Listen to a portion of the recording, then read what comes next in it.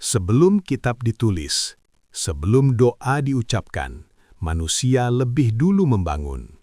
Batu demi batu, bukan untuk tempat tinggal, tetapi untuk Tuhan.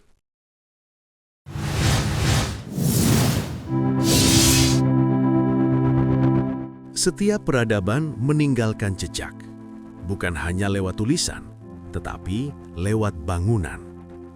Sebelum agama memiliki kitab, sebelum doa memiliki kata, manusia lebih dulu menata batu, menentukan arah, dan memberi ruang bagi yang mereka anggap suci. Bangunan-bangunan ini tidak sekedar berdiri. Mereka membentuk cara manusia memandang Tuhan, memahami alam, dan menempatkan dirinya di antara keduanya. Dalam video ini, kita tidak akan membahas semua agama. Kita akan menelusuri 4 bangunan awal yang mengubah cara manusia beragama. Dari ritual purba hingga keyakinan yang menyatukan arah jutaan manusia.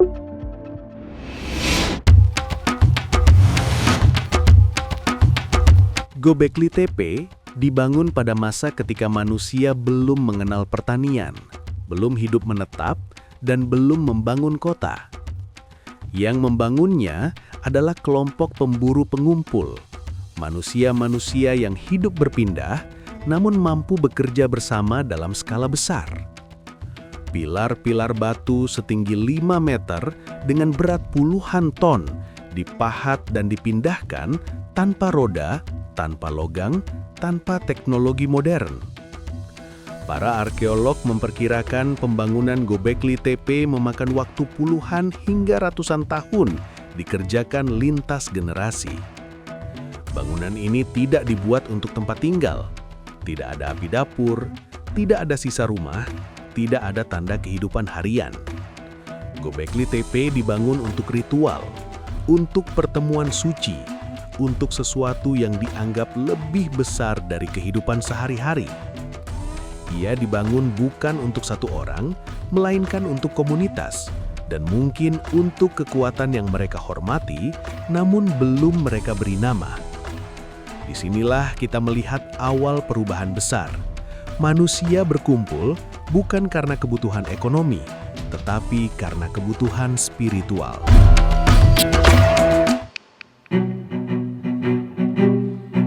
Stonehenge tidak dibangun sekaligus.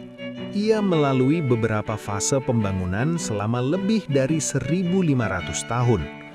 Artinya, beberapa generasi manusia terus melanjutkan proyek ini, bahkan ketika mereka tidak lagi melihat tujuan akhirnya.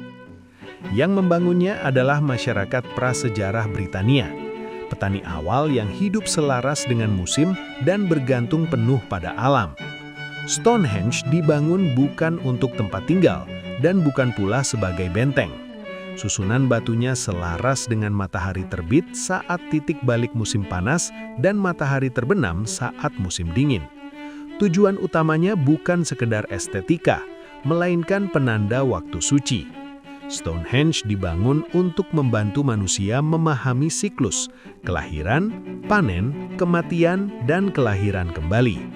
Ia adalah tempat ritual, tempat peringatan leluhur, dan mungkin tempat penyembuhan. Bangunan ini dibuat untuk komunitas yang percaya bahwa langit berbicara dan manusia harus belajar mendengarkan.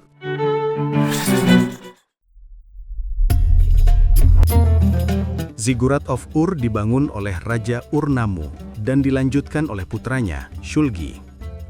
Ini adalah proyek negara, terorganisir, terencana, dan didukung kekuasaan politik. Berbeda dari 2 bangunan sebelumnya, ziggurat dibangun oleh masyarakat yang telah memiliki kota, tulisan, hukum, dan pemerintahan. Ziggurat dibangun untuk para dewa, khususnya dewa bulan, Nana. Namun ia bukan tempat ibadah rakyat biasa. Hanya imam dan penguasa yang boleh naik ke tingkat atas. Semakin tinggi, semakin suci. Tujuan ziggurat adalah menghubungkan langit dan bumi, manusia dan ilahi, melalui struktur dan hierarki. Pembangunannya memakan waktu bertahun-tahun dengan ribuan pekerja dan material yang dikumpulkan dari berbagai wilayah.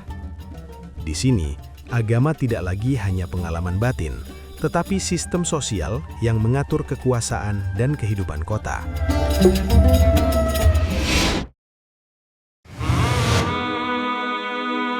Ka'bah berbeda dari bangunan lain yang kita bahas sebelumnya.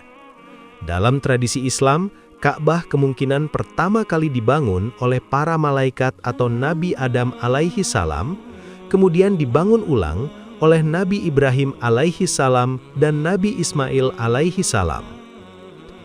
Bangunan ini tidak dibangun untuk satu suku, satu kerajaan, atau satu kelas tertentu. Ka'bah dibangun sebagai rumah ibadah bagi manusia.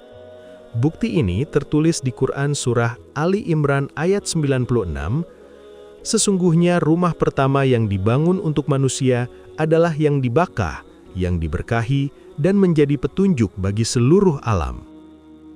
Dalam sejarahnya, Ka'bah telah direnovasi dan dibangun ulang berkali-kali akibat banjir dan kerusakan. Namun, bentuknya tetap sederhana, tanpa hierarki ruang, tanpa akses khusus. Semua orang berdiri sejajar, menghadap ke arah yang sama. Tujuan Ka'bah bukan membawa manusia naik ke langit, melainkan menyatukan arah manusia di bumi. Ia dibangun bukan untuk menunjukkan kemegahan, tetapi untuk menjaga pusat.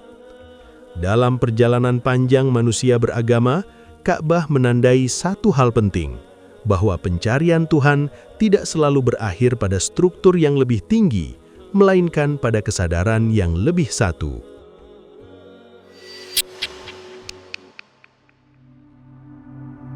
Dari batu-batu kasar di Göbekli Tepe hingga bangunan sederhana bernama Ka'bah, manusia selalu berusaha melakukan hal yang sama, memberi ruang bagi yang mereka anggap suci. Bangunan-bangunan ini tidak hanya menampung ritual, mereka membentuk cara manusia memahami Tuhan, alam semesta, dan posisi dirinya sendiri.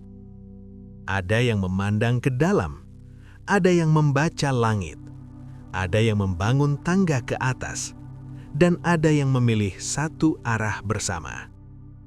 Mungkin yang berubah bukan Tuhan, melainkan cara manusia mendekat kepadanya. Dan di setiap zaman, manusia meninggalkan jejak dari pencarian itu dalam bentuk bangunan yang hingga hari ini masih mengajak kita bertanya, apakah yang kita cari sebenarnya ada di luar atau justru di pusat kesadaran kita sendiri? Setiap bangunan yang kita bahas tidak hanya terbuat dari batu dan tanah, tetapi dari keyakinan manusia di zamannya. Menurut kamu, bangunan mana yang paling mengubah cara manusia berhubungan dengan Tuhan? Tulis pendapatmu di kolom komentar. Dan jika kamu ingin terus mengikuti kisah bangunan, simbol, dan ritual yang membentuk peradaban manusia, subscribe Narasi Budaya. Kita akan melanjutkan perjalanan ini bersama.